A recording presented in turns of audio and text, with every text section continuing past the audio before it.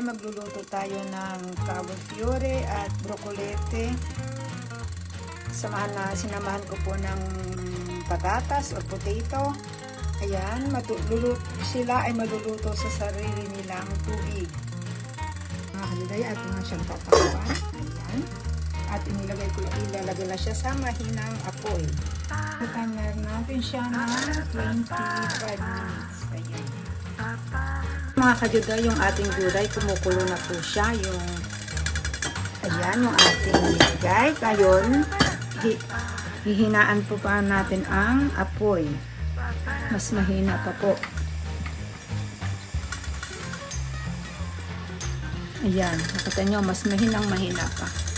Kasi, kumukulo na po yung ating, nag-aabiso na po yung ating lipo bulb para hindi masunog ang ating niluluto.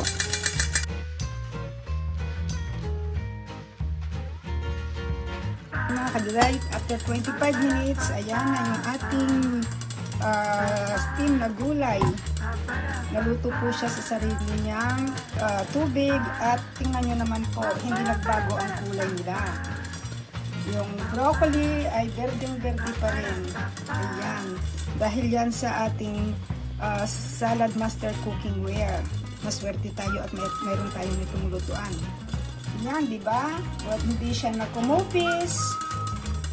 Buong-buo pa rin siya, mga kajuday. Ayan, maraming salamat. Thank you for watching. Ciao, ciao.